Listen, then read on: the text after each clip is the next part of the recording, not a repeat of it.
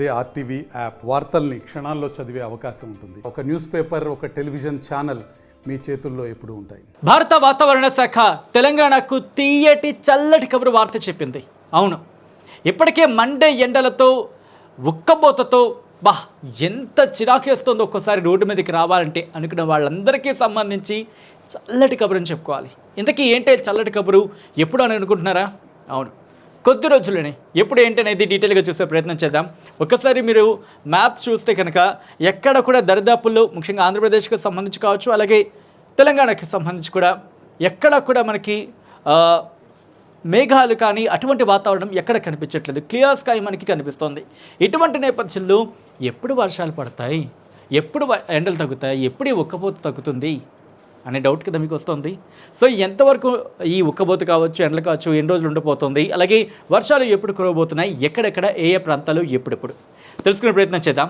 Let's move. భారత వాతావరణ శాఖ హైదరాబాద్ కేంద్రం ఇచ్చిన రిపోర్ట్ని చూసే ప్రయత్నం చేద్దాం. ఇదిగో 1/4/2024 సాయంత్రం 5:30 నుంచి 2/4/2024 ఉదయం 8:30 వరకు ఇచ్చిన సూచన కనుక మనం గమనిస్తే తెలంగాణ రాష్ట్రంలో పొడి వాతావరణం ఏర్పడే అవకాశం ఉంది. తెలంగాణ రాష్ట్రంలో అక్కడక్కడ రానున్న 5 రోజుల్లో గరిష్ట ఉష్ణోగ్రతలు క్రమంగా 2 నుంచి 3 డిగ్రీల వరకు పెరిగే అవకాశం ఉందని చెప్పి వాతావరణ శాఖ చెబుతోంది.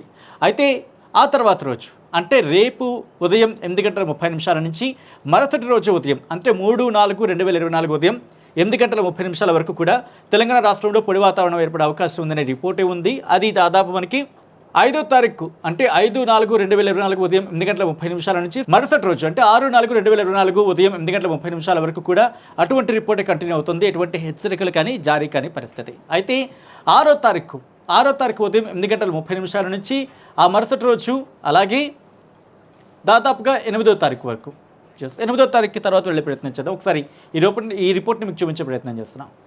6/4/2024 ఉదయం 8:30 నుంచి 7/4/2024 ఉదయం 8:30 వరకు తెలంగాణ రాష్ట్రంలో తేలికపాటి నుంచి ఒక మోస్తరు వర్షాలు అక్కడక్కడ కురిసే అవకాశం ఉందని చెప్పి భారత వాతావరణ శాఖ చెబుతోంది. ఇటువంటి పరిస్థితి ఆ మరుసటి రోజు కూడా మనకి కనిపిస్తోంది. తెలంగాణ రాష్ట్రంలో తేలికపాటి నుంచి ఒక మోస్తరు వర్షాలు అక్కడక్కడ కురిసే అవకాశం ఉందని చెప్పి భారత వాతావరణ శాఖ చెబుతోంది. సో ఇప్పుడు క్లియర్గా చూసే ప్రయత్నం చేద్దాం. ఏ ఏ జిల్లాల్లో ఎక్కడెక్కడ ఎటువంటి పరిస్థితులు ఉన్నాయి.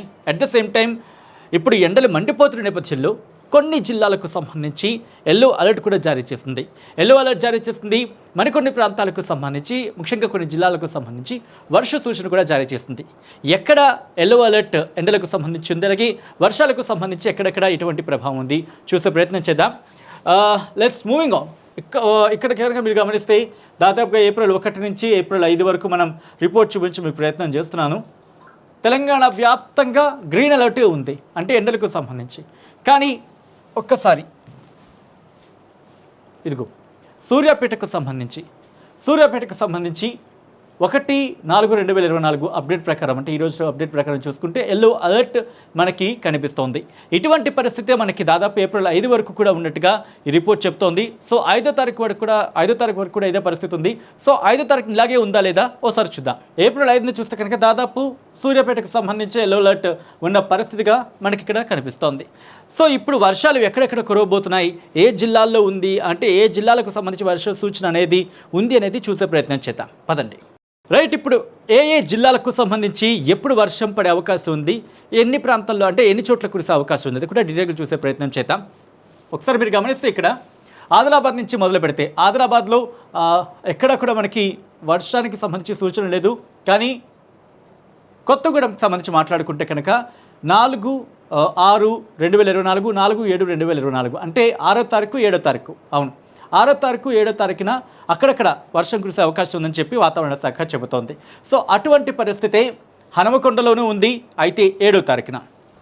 దాని తర్వాత ఇటు జనగాంలో ఉంది 7వ తారీఖున, అలాగే జయశంకర్ భూపాలపల్లికి సంబంధించి 6-7 తారీఖుల్లో, అలాగే కామారెడ్డికి సంబంధించి 6-7 తారీఖుల్లో, అలాగే కరీంనగర్లో 7వ తారీఖున వర్షం కురిసే అవకాశం ఉందని చెప్పి అక్కడక్కడ కురిసే అవకాశం ఉందని చెప్పి భారత వాతావరణ శాఖ చెబుతోంది.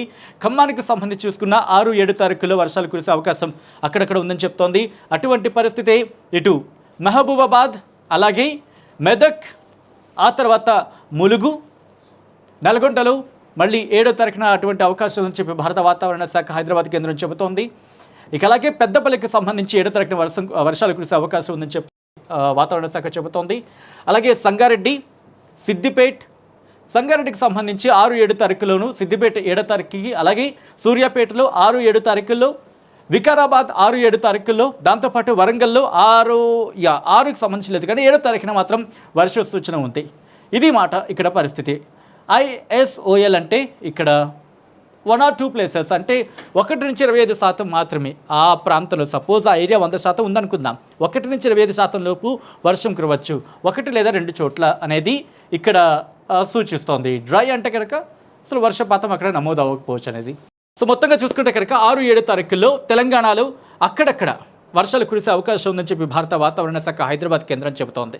సో చూద్దాం మరి ఇంకా ఈ వర్షాలకు సంబంధించి ఇంకా మరింత కురవాలని చెప్పి ముఖ్యంగా ఎంతోమంది రైతులు ఆశగా ఎదురు చూస్తున్నారు. పంటలు ఎండిపోతున్న నేపథ్యం ఉంది కాబట్టి వాళ్ళ ఆశలు అడియాసలు కాకూడదని హ్యాపీగా నిండుగా వర్షం కురవాలని చెప్పి కోరుకుందాం, ఇంకా వర్షాలు పెరగాలని కోరుకుందాం.